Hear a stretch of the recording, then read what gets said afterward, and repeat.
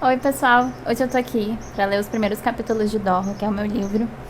E a gente vai fazer tipo um audiobook dos primeiros capítulos. Vocês não precisam assistir o vídeo todo, vocês podem só escutar o áudio e fazer outra coisa. Ou, se vocês quiserem acompanhar no e-book de vocês ou no livro físico, eu vou deixar no link da descrição onde que vocês podem encontrar o meu livro. Isso também serve para quem ainda não comprou o meu livro e está interessado em saber, quer saber se é legal mesmo, se vai curtir. Então eu vou ler o prólogo e o primeiro capítulo, tá bem? Vamos lá. Prólogo por voz de Aldo. Em cidade de Rio das Ostras, no Brasil, em janeiro de 2010. Era mais um dia comum, terça-feira à noite, para ser mais exato, quando abri minha cadeira sobre a areia da praia e dei uma golada na cerveja gelada que levava comigo. Era fim de expediente, por isso tinha as calças do uniforme dobradas até a canela, os sapatos pendurados no ombro pelos cadarços e os botões da camisa abertos. Também era alto verão, e por isso o mundo inteiro parecia uma grande festa ao meu redor. Mas na verdade, acho que era só ali no litoral fluminense. O sol dava vida às pessoas que não se esgotavam com o aproximar da noite. O calor perdurava mesmo ali onde o vento soprava maresia sobre os nossos corpos. Os carros estrategicamente estacionados no calçadão tocavam música no último volume como era de praxe naquela época, antes das proibições da prefeitura. Michel Teló e Gustavo Lima repetiam incansavelmente seus sucessos mais recentes no sertanejo universitário. O grave fazia estremecer meu corpo todo, e se isso algum dia me foi estranho, agora era mais do que natural. Dei mais um gole na cerveja gelada que bebia, e me perdi suavemente naquela vida que era toda minha, assobiando, ai, ai, se eu te pego, com a despreocupação de quem só volta a trabalhar no dia seguinte. Porém, como minha paz não era algo que durasse mais do que 20 minutos por dia, escutei o inegável timbre do meu irmão rasgar o universo inteiro e todas as suas respectivas dimensões para fazer soar em meus ouvidos o pré-aviso da tragédia que se aproximava de um lugar que eu jamais voltaria a pertencer. Eu era herdeiro de um grande nada, que mesmo inexistente, me pedia socorro em um dos meus idiomas maternos. Baixei a cabeça, cansado, e disse a mim mesmo como se talvez ele pudesse me escutar. Puts, Dortos, hoje não. Levantei e puxei a cadeira para mais perto do carro de som. Ei, cara, disse uma figura de sunga segurando uma latinha de cerveja que provavelmente era o proprietário do carro. A voz tinha dificuldade de chegar até mim. Eu li o movimento da sua boca. Você não pode ficar aí, vai ficar surdo. Dei de ombros instintivamente. Não tem problema, respondi, dando outra golada na minha cerveja. Por sorte, nem mesmo ouvi a minha voz. Capítulo 1 de Moza. Reino de Dorro no Vale Cortante, em janeiro de 2010. Era pleno verão, quando aquele que reina o caos saiu do lugar onde se escondia e posicionou, sob a luz do sol, seu rosto destruído e retalhado. O calor aqueceu sua pele parda e seus olhos vermelhos se voltaram para o astro sem que suas retinas se incomodassem. Com suas botas de couro, ele atravessou passo após passo o deserto inteiro até se encontrar em meu lar para reclamar tudo que lhe pertencia. O rei do caos era mais do que uma lenda que todos ouviram falar. Ele era a religião do mundo em que vivíamos. Também era o auge da minha juventude, se assim me recordo bem. E pela primeira vez, senti conhecer a realidade tal como ela era. A verdade era uma promessa extremamente violenta, que dilacerava, quando a si mesmo se considerava uma mentira. Éramos os vagabundos, que com ironia as vozes se referiam a nós. Deitados por cima da mesa do estabelecimento, entornando cerveja garganta dentro, porque não havia horário certo ou errado para isso, e pouco importava se o dia tinha acabado de despontar luz por trás das montanhas ou se já se deitava. Os fugitivos de Torpos, figuras bastante comuns da rotina de Dorro, costumavam atrair atenção, porque mesmo sendo criminosos, assassinos ou possuindo toda sorte de condenação segundo as leis da República de Torpos, eram os únicos ali que já tinham vencido as vontades caprichosas e irrevogáveis das montanhas do Vale Cortante. Coloquei os pés em cima da mesa e as pernas assumiram a visibilidade que facilmente atraía os olhares masculinos. Eu pouco me importava, porque naquele reino que eu chamava de lar, éramos todos sobreviventes, e qualquer ameaça, por mais diminuta ou opressiva que fosse, era parte do nosso dia a dia. Viver, estar vivo era um luxo para pouquíssimos, mas todos sabiam muito bem quem eu era, irmã de Caos, o braço direito de Dor. Nada ousariam, nem mesmo se quisesse. Reis espalmou a mão em minha coxa, apertando com força e intimidade. Sorri genuinamente diante de seu olhar acinzentado e seu típico semblante maltratado e torposiano. Devolveu-me alguma felicidade com o demonstrar de dentes humanos entre os lábios carnudos. Éramos jovens, tão jovens e extremamente mortais, como raramente se via naquelas terras. Carne, osso e sentimento. Disso éramos feitos. Como se sente hoje? Pergunta-me suavemente. Ainda viva, respondo.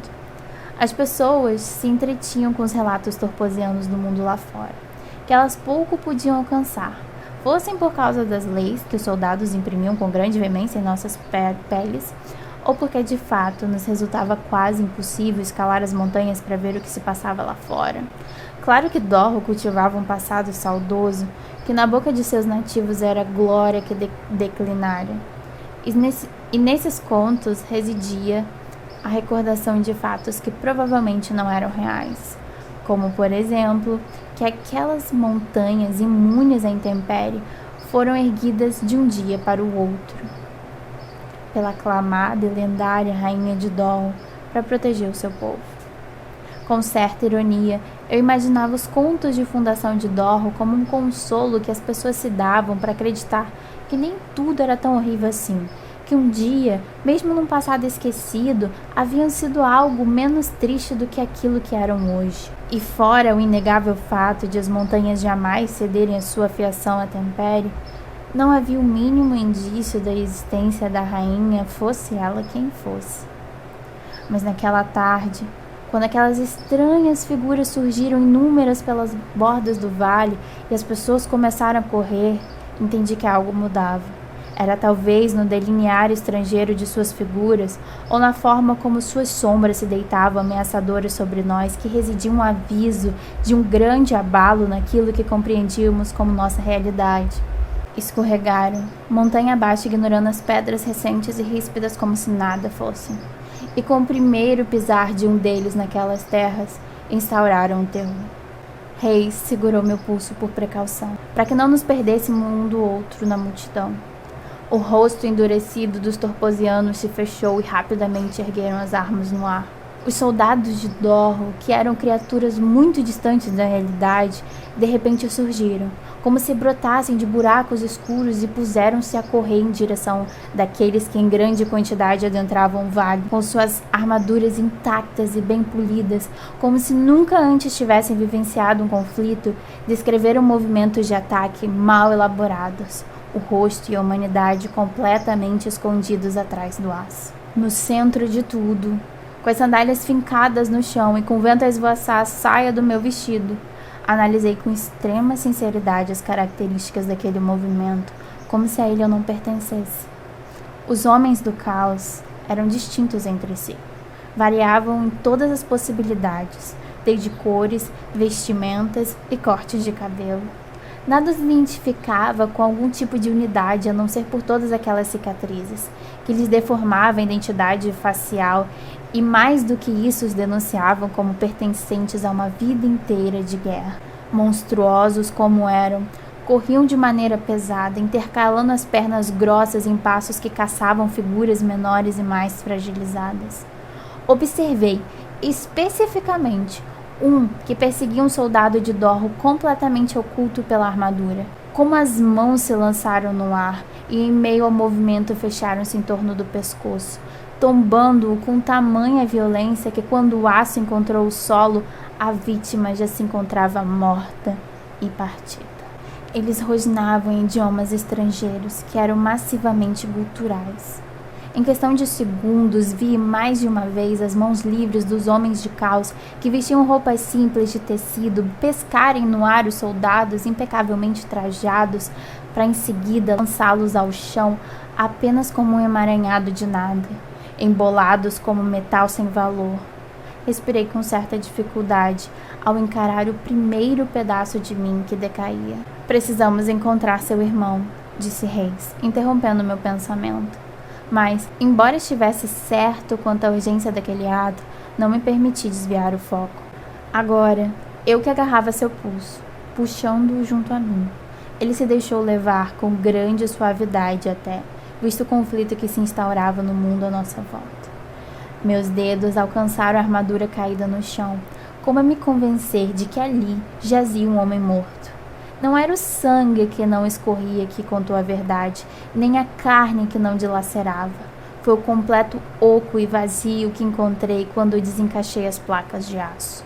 Ladrou em mim algum conto qualquer que pertenceu ao imaginário de Dor, ao que se constituía como cultura do povo, daqueles soldados que eram os homens mais honrados da terra e por isso se dispunham a nos proteger, a nos cuidar. Nunca ninguém havia conhecido alguém que pertencesse à guarda, que exercesse qualquer cargo que fosse no exército. Notícia nova. Não existiam homens bons em Dor. Levantei-me rapidamente e meus olhos suplicantes de desespero disseram a Reis: precisamos encontrar o meu irmão. Agora. Levada pelo ritmo elevado de Reis, corri até o limite do meu próprio corpo, como se os meus joelhos doendo de nada valessem, que meu pulmão ardendo pouco significasse. O ritmo dos homens de caos não está mais interessado em nos pegar, e é por isso, somente por isso, que ainda há vida por aqueles cantos. Interessam-se pelos soldados que chegam movidos por força desconhecida e entorná-los em emaranhados de aço sem utilidade. É impressionante a brutalidade que trazem à tona em seus gestos, a forma como seus dedos se curvam como se fossem garras e como, mesmo constituído de carne e ossos, conseguem atravessar o aço sem se ferir. A pele, por mais envelhecida de sol que se apresente, não rasga com a facilidade que a minha se rasgaria. Um deles, de olhos verdes desbotados, traz à vista caninos quase comuns, mais grossos e amarelados. E tal como um cachorro, arranca com a boca a parte referente à cabeça do soldado de Dor, apenas de enganchar na curva específica do pescoço. Meu pensamento vagou rapidamente por Dor e sua violência, e decretei toda ela extremamente civilizada se comparada àquelas criaturas. Pareciam armas biológicas, que de nada precisavam além do auxílio das próprias mãos. No momento que tropeço, a mão de Reis momentaneamente me solta, fazendo-o voltar segundos depois para minha figura caída na areia. Sinto meu joelho rasgado, do contato bruto, sangrando e tão somente meu pulmão encontrar algum espaço para respirar. Acostumada à adrenalina e necessidade de pensamentos rápidos, ele me ergue de imediato, para que eu não seja pisoteada. E pela impressão que nos causa, pousamos nossos olhos na mesma direção, na figura do rei de Dor. Alcanço a espada do meu irmão que está pendente em minhas costas, que ele nunca usara para nada além de demonstrar pompa, porque tinha acabamentos em ouro e poder. Rei segura meu ombro, como a me pedir calma. Trôpego, o rei do caos balança de um lado para o outro, os passos sem conseguir encontrar certeza nenhuma, e fugindo da linearidade do desespero. Entre a cabeça curva em ângulo de derrota e entre os ombros meio tombados reconheço o rosto, cujo nome verdadeiro era Bo. Os cabelos castanhos estão molhados de suor, e o sangue os faz colar na própria pele. Num simples intento de manter-se de pé, apoia contra a parede crua de uma casa qualquer. Os joelhos já não o sustentam satisfatoriamente, e é no seu cair que os seus dedos deixam um rastro de sangue entre o bege e todos os seus tons, que eram os únicos que Dor sabia representar. Meu irmão, sussurrei para Reis, que de imediato entendeu minha preocupação e começou a esquadrinhar o olhar em volta. Se o rei ali se encontrava, naquele péssimo estado, o que havia sido feito de Caos, seu braço direito? Não há descanso para o rei de Dor em suas próprias terras, nenhum outro que não seja a morte. E mesmo que o movimento sofrido de seu peito, que luta para fazer entrar o ar, já denuncie um único desfecho provável, Não há tempo para esperar que as coisas aconteçam.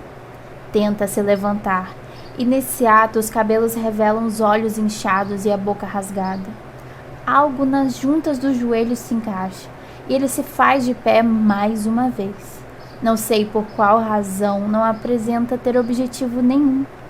O aço que o veste por inteiro faz o seu característico barulho ao acompanhar o cerne do corpo. Por um instante, apenas por um instante, ele se deixa caminhar. Os homens de poder, como eu costumava chamar, tão embebidos de glória e poder, também se afogavam na desgraça, porque ainda eram apenas homens. Por que não fugiu? Perguntei-me em um primeiro momento, e até achei que fosse orgulho ou por honra que permanecia. Pareceu então que a figura de Bogo havia desaparecido. Mas ao focar meu olhar novamente, o vi ser esmagado contra a parede dos mesmos tons antes mencionados. A figura que surgia tão abruptamente exprimia sua carne pingando sangue em tons degradês de desgraça. Aquele que se levanta, largando o rei de Dorro caído, estira seus músculos largamente por baixo da pele parda, tostada de sol. O entardecer que lança ao mundo seus restos de luz põe em voga suas cores. Não era necessário tê-lo visto antes, bastava-me um único relato de sua existência para saber quem era, de quem se tratava, o rei do caos. Exibia o peito completamente nu, e as poucas roupas que usavam eram semelhantes às de seus homens. Calças gastas, do que poderia ter sido um tom de bege um dia, e botas pretas. Ele contrastava diretamente com a armadura do oponente caído no chão. Reis, parado ao meu lado, diz: Dortus. Dizem que é esse o nome dele. Num solavanco, tira Bogo do chão, erguendo no ar sobre a própria cabeça. Segurava-o como se nada fosse, como se não se tratasse de um homem gigantesco de estatura muito semelhante à dele, como se devem dos reis. Os olhos vermelhos de Dortus se acenderam e mesmo a alguma distância consegui perceber que me fitavam. Com o peso do oponente suspenso e com os músculos delineados pelo esforço, demorou-se na minha figura. Havia algo de puramente caótico refletido nele, como se poucos pensamentos fossem capazes de se propagar ali. Ele era feito uma tragédia. Em seu rosto destacavam-se os relevos das cicatrizes que o deformavam, o que um dia tinha sido sua face original. A pele parda tinha um encrespar nas poucas expressões que manifestava, característico do desgaste causado pela exposição direta ao sol. Nos olhos era que se escondiam os traços sobreviventes do que havia sido, da sua etnia, do delinear longo, e nas pálpebras completamente ocultas quando abertas. Não havia um único resquício de barba nas bochechas magras. Escorreu por mim, de maneira nada silenciosa, uma certeza de desespero que abriu a minha boca para dizer, e apenas para Reis me escutar: ele vai me matar. Desviando o foco por completo, o rosto do rei do caos se virou abruptamente para o lado, fazendo os cabelos negros e lisos acompanharem o movimento. Ali divisou o ponto exato onde iria fazer despencar o corpo de Bogo e assim, como quem encerra um ciclo, declamar sua vitória. Dava para ouvir, ou mesmo sentir, como os ossos partiram no encontro brutal com o solo árido, destituindo o rei de Dor de qualquer chance de revidar. Ouvi a voz de Reis ao meu lado: ele vai matar todos nós.